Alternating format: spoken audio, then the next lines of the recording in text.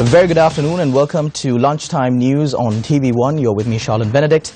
Let's first start off with a look at the stories that made it to your headlines this afternoon. Petition filed with the Supreme Court against the Bribery Commission. Motorist who spared the life of a pedestrian dies. Russian plane crashes in Siberia with 16 injured.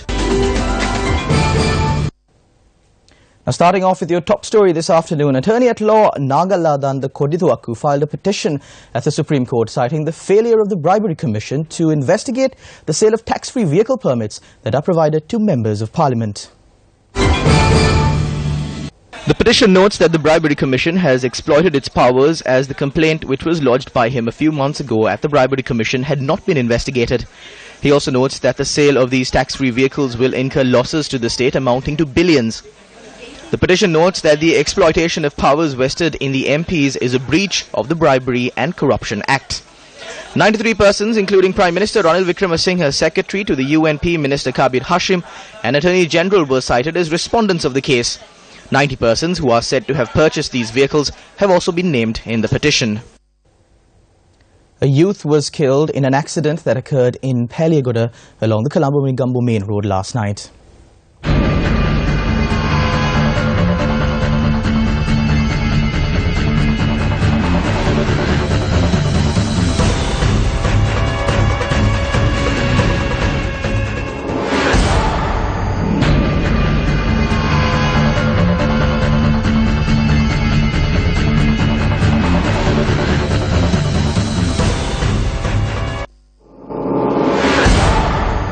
The accident occurred at around 9:30 p.m. last night. The motorcyclist had lost control of the vehicle while attempting to evade a pedestrian crossing the road. The deceased is a 19-year-old named Dilan Sandarwan. According to our correspondent, the victim had succumbed to his injuries while he was being taken to hospital. The victim was a resident of Mabole Vattala.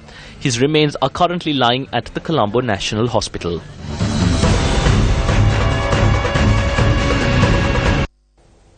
Now on to a developing story. 3 months have lapsed since a group of 26 sailors, including 9 Sri Lankans, were imprisoned by Yemeni pirates. A total of 9 Sri Lankan sailors are aboard the ship owned by a Greek company.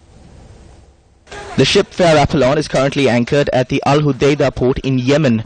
The Director General of Merchant Shipping, Ajit Seniviratne, said that talks between Sri Lankan agents and local authorities calling for the release of the sailors are currently ongoing. Ajit Seniviratne added that a specific date on which the sailors will be released on has not yet been announced, as court proceedings are still ongoing. The Vaunia police launched an operation in search of drunk drivers last night. The police said that 83 drivers were identified under various traffic offences. The special raid was conducted by the Vaunia police following the accident, which was reported from Chavakacheri on the 17th of this month. The police say that the raid, which was launched at 7 last night, was held until 10 p.m. The Vaunia police say that the focus of the raid was nabbing drunk drivers and legal action will be taken against the 83 persons who have been charged with various traffic offences. Now in more local news, currency notes amounting to 11.6 million rupees were seized from 3 foreign nationals who had attempted to smuggle the stock of US dollars and euros to Qatar.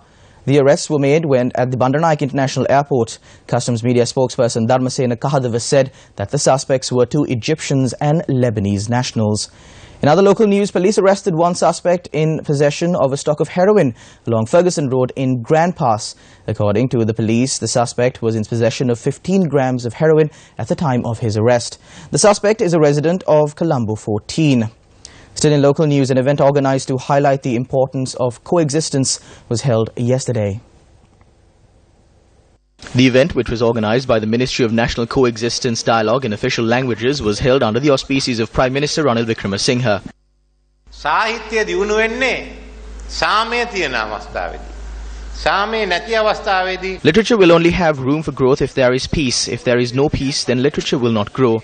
In the 90s, there was a decrease in literature at that time when the war was at its peak. The void seen in both Sinhala and Tamil literature. What was left was politics and racism. But now, since there is peace, literature should experience growth along with peace.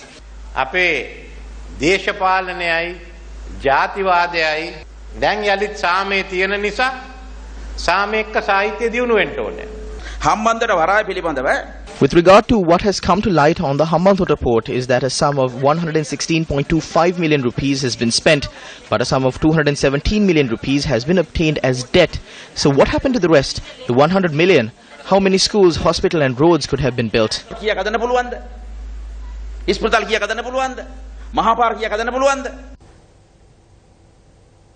Now in news from the Sri Lankan political arena, Minister Sarath Fonseca says that the cabinet accepts the responsibility for the delay in the investigations into fraud and corruption.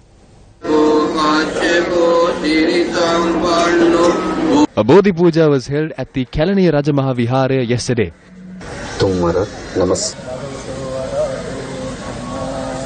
A number of politicians were present at the event. There has been large-scale financial fraud. These are not cases where you can conclude the hearings like in an average case. It takes some time, but even we are not happy about how long it takes. As the cabinet, we accept responsibility for the delay. But no matter what, we will fulfill the promises we made to the people. The perpetrators have no way out. They must be punished. And with that, we conclude lunchtime news on TV1. If you want to follow these stories in more detail, you could log on to our website, www.newsfirst.lk. I'm Charlene Benedict for the Newsfirst team. Your latest news update will come your way at 1:55. Good day.